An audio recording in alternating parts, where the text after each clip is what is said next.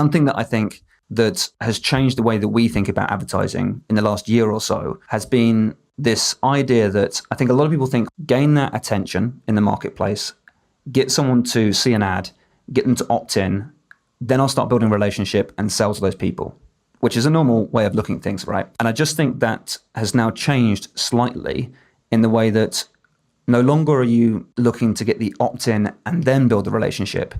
It's flipped itself. So it's now you need to build the relationship and then get the opt-in. As a business owner, you go first, you provide content, you provide that relationship first, allow someone to get to know, like, and trust you, and then the opt-in will happen and you carry on that relationship.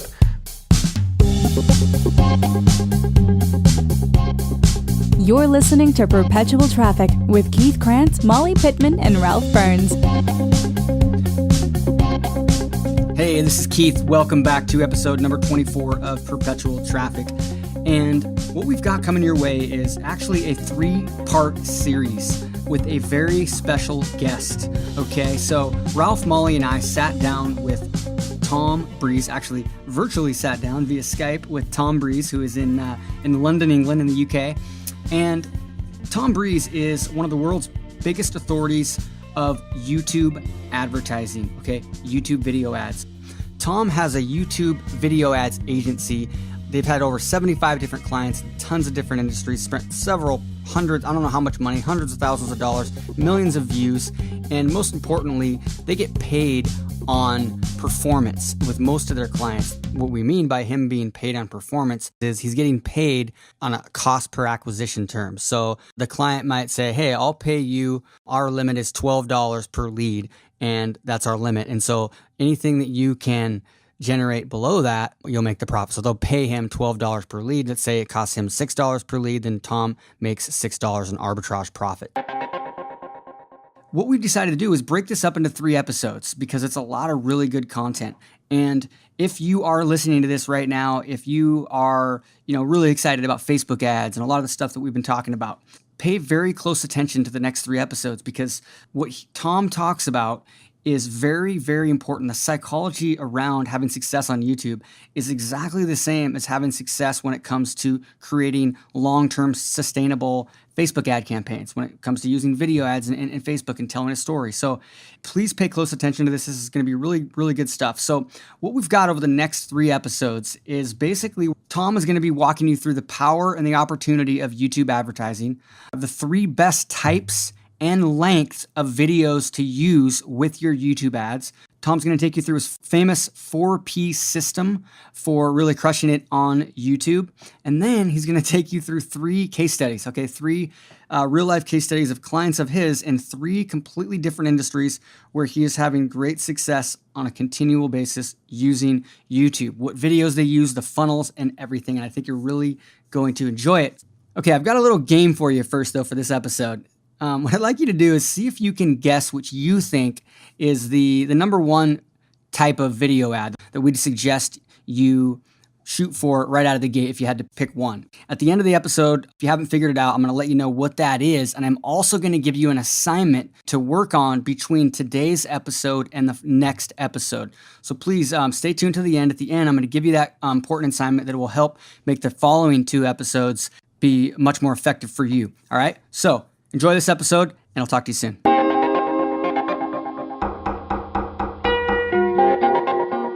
Tom Breeze is one of the first guys that I was following way back in the day, and then all of a sudden, fast forward 5 years later, and now we're all friends and working together, and it's pretty awesome. It's pretty cool. So welcome to the show. Thanks for coming on, Tom. Thanks, man. I didn't know that. That's amazing. Full circle, right? Totally full circle. I think I might have quickly mentioned it once when we were on a call a while ago. I can't remember, but the point is that I actually was following you way back in the day. And then, like you said, you stopped doing the info product side of things. You've just been focusing on your agency. And that's one of the reasons why I love Tom so much is because they're in the trenches every single day. They come from a similar position as we do where they get paid to get results for people. So they're not out just teaching this stuff. They're doing it on a day in and day out basis. And Tom, I'll let you get into all the like the psychology stuff and everything, but I love the way you think about things because you really think about the customer journey and all those of the process of people online, very similar to the way that we do. And you're always thinking of how can I engineer a process to really, really create this journey for the people online. And so I love what you do. And I think that's one of the reasons why you guys are so successful. So I guess my first question for you is, what's the reason that you went deep into YouTube in the first place? What really attracted you to that? The first time I got into YouTube was like from an organic perspective, right? So like creating videos and putting a video up on YouTube and seeing what happened. And in the early days, that was a really difficult feat, just to actually just record a video and even get it uploaded. I remember just doing the first one in my office in London, and it took me ages to work out how to do it. And YouTube used to be really, really clunky back in the day. But yeah, over time, I started using video more and more for my first business. I used to train people on public speaking and use a lot of psychology to help people overcome their fears and anxieties, because that's my background, really, trained as a psychologist. And I started using video before really anyone else in my industry. And just the results I got from just sticking a video on my webpage, my conversion rates tripled overnight by putting a video on it. It wasn't a very good video either. It was just a video. And yeah, my conversion rates from my Google AdWords spend, I just got 3 times as many leads coming through, and it just changed everything. All of a sudden I thought, well, why don't I just do more and more video? And it just snowballed from there. I started getting clients asking me how to create video, how to put it on their website, etc. And yeah, then I got into the video game more and more. And of course, YouTube's the big player when it comes to video. Over time, I've run an SEO agency on YouTube. But now I just focus purely on YouTube advertising. So that's kind of what the agency does.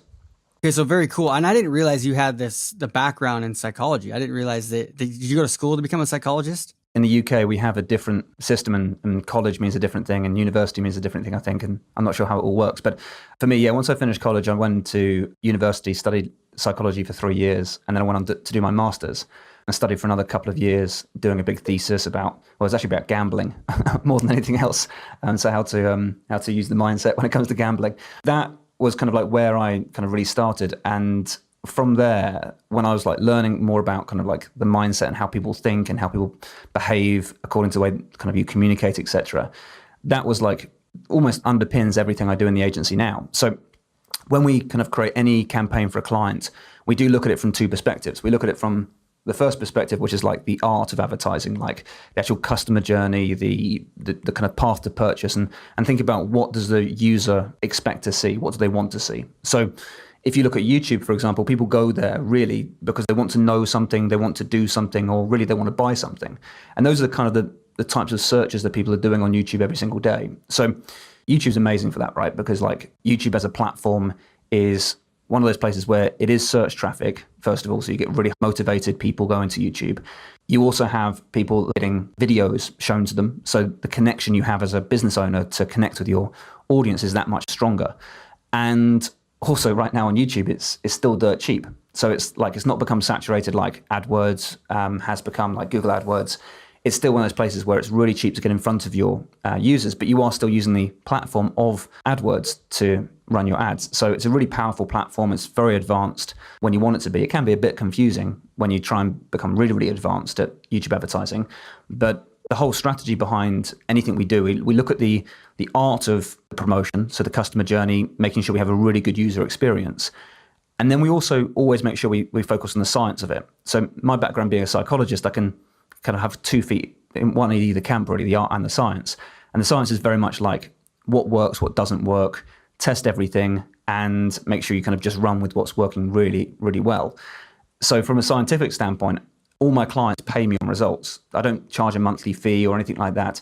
We do normally like a cost per acquisition deal where I get paid for the leads I generate or the customers I generate for a client. And so it makes it risk-free for them, but it makes it more exciting for us as an agency as well. And it means that we have to be really ruthless about how we advertise, but still maintaining that customer journey and that idea that the user experience needs to almost come first, but the science behind the advertising needs to be at the top of its game as well. So it's a really interesting mix there. But yeah, I suppose that my background as a scientist, as a psychologist, really lends itself to that approach. Tom, I think that's interesting. And that's a big reason that, we wanted to have you on the podcast because if you've listened to the first few episodes of this podcast, it's really all built on the premise of relationship building and how running traffic should be looked at just like you would build a relationship. And, however you look at it, whether it's cold, warm, hot traffic or, whatever platform you're running traffic on, this is still applicable. And I think that's interesting that your background is in psychology because I think that really helps you understand the big picture. And especially with video, it's so much easier to build that relationship. We're always talking about how can you be creating this journey? How can you be creating goodwill, building up your retargeting lists, building goodwill, telling a story, bringing people back into your funnel. And Tom is also a master at this. This is why we love working with people like Tom who get it. They really do get it, that it is not just a science, but it actually is an art. So Tom, I got a question for you. What do you think is the most important thing for people to really understand when it comes to having both short-term and long-term success with YouTube video ads? When it comes to advertising in general, really, I think that it's really important that people pay attention to what's actually really happening on the platform itself. So really it's like the context of what's happening on the platform. So I think that obviously you guys are big on Facebook ads. I know you do a lot of promotion over YouTube as well and that sort of good stuff. But I really like the analogy that you use, Keith, when it comes to Facebook ads, which is it's like a social party. Everyone goes there. And if you really get into the viewer's mindset or really the user's mindset, when they're on Facebook, the moment they're on there, they're in a different mindset altogether. I know that, let's say, for example, I'm on my commute into work, for example, I'll get my mobile out and I'll have a look at Facebook. But my mindset is such that I'm just looking for something to distract me or something to be interesting, right? Then if I get to work and I'm on my desktop and I look at my computer and I go onto Facebook, I probably have a little bit more intent behind what I'm doing on Facebook. Maybe I want to put a post up or I want to communicate with my community, for example. I'll have a bit more intent there and have a bit more time on my hands as well. But it's like a social party. People go there to either be distracted or to connect, to see what's happening in their space. When people go to YouTube, and this is what I think people miss out on, is that I think a lot of people think that YouTube is this big place where people just go there for entertainment. So they go there for like music videos, cat videos, baby videos, and think that that's what YouTube's kind of about. I think the mindset of a lot of people is starting to realize that YouTube is really, really good for business. But I don't mind if people don't think that for a while because it means that I can clean up, which is nice. But the way that I look at YouTube is that when we go into YouTube, we're going there with intent. We're going there for a reason. We're going there to say, all right, I'm looking for something. And really, it comes down to these three searches I mentioned a little bit earlier. Like, I either want to know something, I want to do something, or I want to buy something. So we go there for like looking for tutorial videos or documentaries about something, or maybe we look at review videos. There's so many unboxing videos right now, especially around this time of year near Christmas. It's like, that's what's being searched for all the time. And I don't think people realize people's intent for going to YouTube in the first place. The perfect thing about YouTube is that it is search traffic. It's people going there. And there's a social aspect to it, of course, because YouTube is like a very engaging website. But you can get in front of your viewers at exactly the right time. And I think that's what most people don't realize. I think they think that it's going to be a case of like, here's a video, now let's bombard my audience and see who's interested. And I get a lot of clients who come from like getting huge amounts of success on Facebook ads, and they'll come to me and say, okay, here's my video, or here's my kind of ads. Can you run them on YouTube? And it doesn't always work like that because you've got to think about what the user's expecting, what they're looking to do. So sometimes like a really good content piece can work really, really well as a YouTube ad. And it doesn't have to be like really hard sales, because if you're going first and you're giving that content first, you tend to do really, really well when it comes to YouTube. Something that I think that has changed the way that we think about advertising in the last year or so has been this idea that I think a lot of people think, right, okay, gain that attention in the marketplace, get someone to see an ad, get them to opt in, then I'll start building a relationship and sell to those people, which is a normal way of looking at things, right? And I just think that has now changed slightly in the way that no longer are you looking to get the opt-in and then build the relationship. It's flipped itself. So it's now you need to build the relationship and then get the opt-in. As a business owner, you go first, you provide content, you provide that relationship first, allow someone to get to know, like, and trust you, and then the opt-in will happen and you carry on that relationship. But I think a lot more relationship building is happening up front, especially with the advancement of like pixels and remarketing pixels or retargeting pixels. That's happening more and more now. And I think that people think that, I'm just going to run one ad, bombard my audience, and I'm going to let it run. It's more a case now of thinking about the customer journey, thinking about what the user is going to experience, and then think about how you can craft that experience so that someone gets to know, like, and trust you, and then opts in and is so much more ready to buy. The quality of the leads that we tend to find that we send to clients when we build these sort of campaigns out, whilst there might be a slightly more expensive lead, the quality of that lead tends to be much higher. You tend to get a much better ROI or return on investment from those leads because they've already watched a video of you, they've been searching for your content already, you've given them a really good offer, and they're on the database because you've given them some amazing experience of giving them value or content. And so they're much further down the buying cycle than just getting a lead from a text ad or an image ad. People dismiss YouTube sometimes because it sounds complicated. Video seems difficult to do. And it's one of those things where it's easy to get the results, but it's just, you've got to think about it in a slightly different way. And it's that context of the platform itself. 100% agree on the value of a lead, the value of the ROI as they come in. Because we're seeing it on Facebook right now. What we're seeing is those longer videos in a lot of cases are the best performing. So not only are they coming in with great low acquisition costs, but more importantly, those leads are buying more. They're spending more money. They're way higher quality. And that's just the Facebook platform, not even comparing it to Google. I'm just talking about the videos that are providing value, like what you're talking about. It's about providing value up front, even before the opt-in. And that's why we're seeing some of these video ads just absolutely kill it on Facebook. My question for you, I know you've got a really good framework you're going to cover for us, but what kind of video should I do? I think that's probably a big question a lot of people are having right now. Yeah, for sure. And I think that there's definitely my preferred type of video that I would try and get a client to do, but it will depend on how video savvy they are, so to speak. So like I would kind of get a feel for the client from the outset. And there's 3 types of video that I'd create for any type of campaign. And there would be one that would be around about the 5-minute mark. There would be one which would be around about like the 90 seconds to 2-minute mark. And there'd be one that I'm very rigid with. It has to be 22 seconds. The interesting thing about this is that I've got this mindset of like, whenever I advertise, I've got to look at it from a perspective of, not only am I looking to say what works and what works really well, but then I've also got to think, well, I've got kind of like over 50 clients for this to roll out to. So I've got to try and template it out a little bit and make it easy on the business, because if it's completely bespoke every single time, it's really difficult for an agency to grow like that. So not to say that it's not bespoke each time, but it's more a case of like, it has to follow some sort of sequence for each client so I know I can get results for every client. Otherwise it'd be kind of near impossible to run like a CPA deal for all of my clients, so to speak. So there has to run some sort of formulaic way.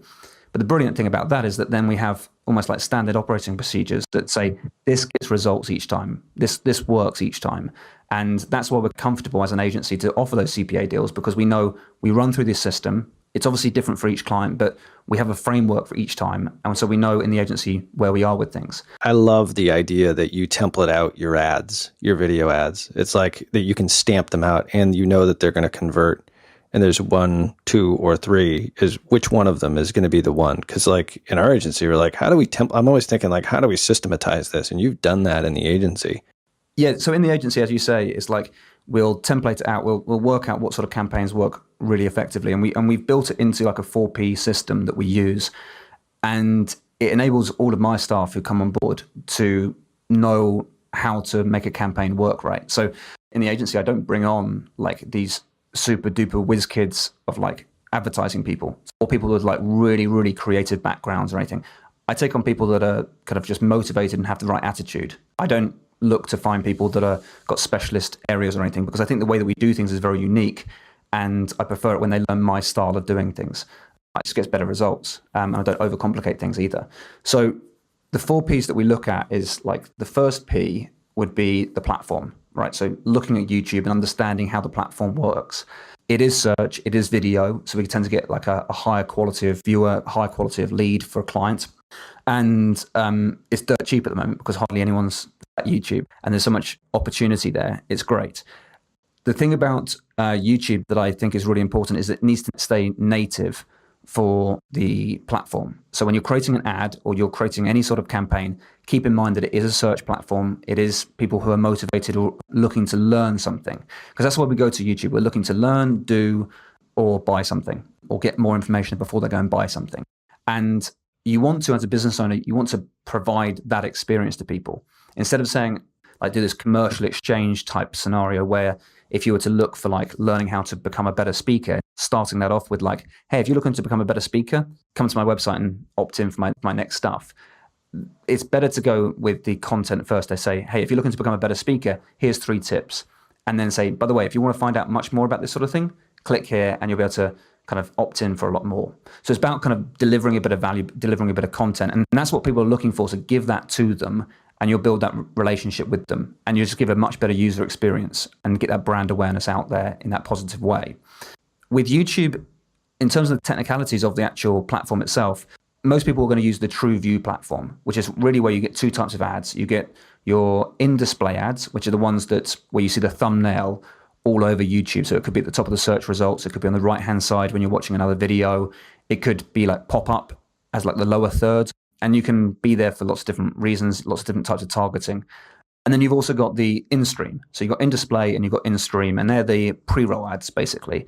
Those are the ads that come up before the videos you're about to watch, and they can be considered the most frustrating 5 seconds on the internet. But it's where you hover over and just like ready to press skip ad. But the methodology of using those ads at the right time, they can work incredibly well. So those are the 2 types of ads you can run. But it's great because you know if you get the targeting right, you're always going to get in front of people that are motivated to find out more information about what you're talking about. So as a platform, it works really well like that. The second P is the person we're actually going to be targeting. And as I said earlier, YouTube advertising is part of the AdWords platform. So Google bought YouTube years and years ago. Well, in terms of internet, years and years ago. And the targeting that's available to you is very similar to Google AdWords. So you can advertise by keyword, which is obvious. So when someone types in a keyword into YouTube looking for something in particular, you can make sure your videos appear.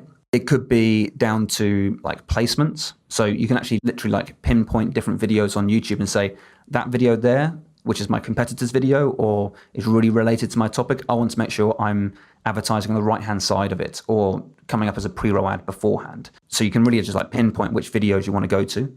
You obviously have demographics and you have locations. So that kind of narrows down your search as well, or narrows down your audience. You have your remarketing lists. So you can actually say, right, anyone that's watched any of my videos, those people have watched my videos for more than 30 seconds, they all go onto a remarketing list. And then you can follow up those people with different ads perhaps, which is just really, really clever. Also, the great thing is that if you get a big enough audience through your remarketing lists, Google will also build you a similar audience, which is very similar to like a Facebook lookalike audience. So you can start building much bigger audiences, get much more reach as well. And they tend to perform very well when you get big audiences. If you're trying to build a similar audience of like 100 people, it just won't work as well as if you had 1 million people, for example, in a remarketing list. But it doesn't need to be that big, obviously. What I think is really powerful that's very recent on the AdWords platform is the Google Match. We just got some early results with some clients through Google Match, which is where you upload your whole database to Google and they'll take all the emails, they'll kind of like make a match and say, right, okay, well, we can get in front of those people if you wish to. And they'll also, again, build similar audiences off that audience. So it means you can just really increase your reach, and Google are using all their algorithms and all their data to just provide more audiences to you as well. There's a load more other types of targeting as well, like in-market audiences and things and affinity audiences, but there's just an array of different ways of getting in front of people, and it's just the reach is amazing.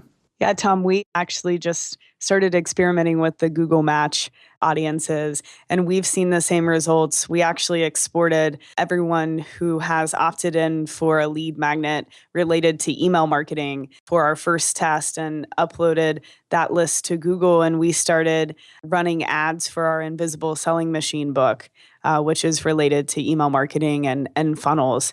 And we've seen a really, really high return on investment from those ads. So, initial data for us looks great on that front too. It's amazing, isn't it?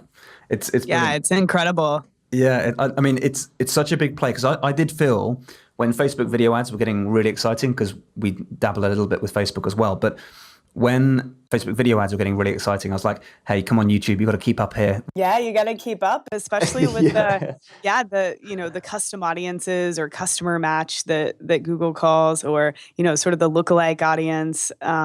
Google had to keep up. So perfect timing there. Really exciting.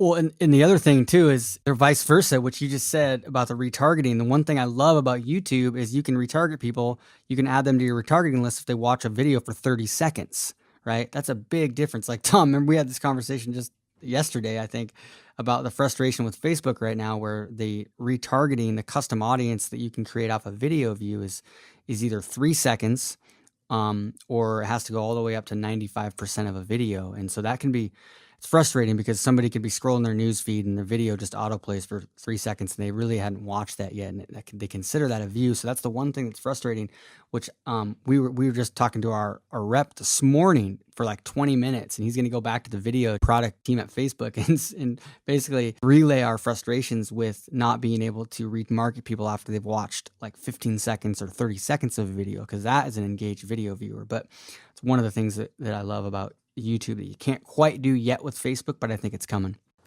I love the fact that you're in this position of power, Keith, where you say, hey, I want this feature, Mr. Facebook, and all of a sudden the team are working on it. It's brilliant.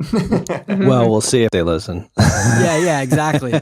Exactly. I mean, he's got a list, and he's going to go talk to him about it for sure, because there was some awakening after Ralph, Jenny, and I went for about 25 minutes. We're talking about this. This is a big deal, though. I think it'll make a huge difference for people once we can have a little bit longer time period to be able to count as a view on Facebook. Do you know something that's been really interesting that is coming out on Google is that they're bringing out all these amazing features on AdWords so that you can even advertise by the weather now. So based on weather reports in different parts of the UK, and well, I know it's in the UK, but you can do it all over the world as well. You can even decide to show ads based on the weather, which little things like that's just incredible. There's so much technology behind it, but the thing is, it's all about keeping it pretty simple, right? If you try and overcomplicate things from the very beginning, it gets very, very complicated. But something that we've been kind of playing around with recently is kind of like time of day and ambiguity. So like, say for example, someone's typing in, let's have a think. Okay, so say for example, it's like hairstyles. That's something like a keyword, like how to do my hair or hairstyles, or keywords around that sort of ilk, so to speak. If someone types in how to do my hair or a new hairstyle on like a Friday night, it's a very, very different search than if they were to do it on a Saturday morning. Because on Friday night, they're looking to do it just for the evening, right? They just like get a quick tutorial, do my hair slightly differently, and I look different. If it's a Saturday morning, it's probably because they want to get inspiration to go down to the hairdressers that day and get a new look completely. And it's just those little things, those little nuances sometimes make a massive difference to a campaign. It's becoming really exciting, like looking at how people are actually engaging with YouTube and like different times of day and what sort of reaction you get. So you can really schedule your ads out to get some amazing results sometimes. But I'm just trying to illustrate like the power of the platform itself. The thing that I really wanted to add is just the concept for people to understand that value first, opt-in later. And I think that's what Tom really does well in YouTube ads. And it's what we advocate on the Facebook side of the equation, but it's the same concept. And I think you're playing into psychology in doing that, because there is that law of reciprocity that's Claude Hopkins, or I don't know if it's Cialdini who was the one who invented that one, but super powerful type of way of advertising, especially, if you do have maybe a longer selling cycle, or you're selling a higher ticket item, or maybe it's something that they have to take an investment of time, or have an investment of time as well as money. So it's a great way in which to convince prior to the sale and also indoctrinate them into your way of thinking. So you're right on with that approach. All right, we're running out of time for this episode, but remember at the beginning of this show when I asked you to guess which video type which you think is the best one to kind of start with? Well, in case you didn't figure it out, what it is the 5-minute advertorial video.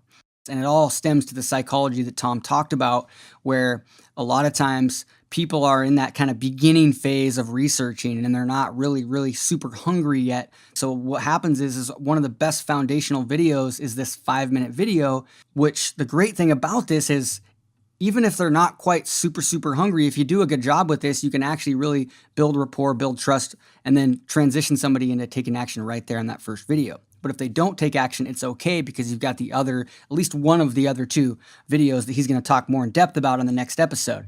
Okay, but you might be surprised. You might have thought it was the 22-second one, right? The 22-second one, he's going to get into that, where you use the 22-second one, and it can be amazingly effective, but they each have their place.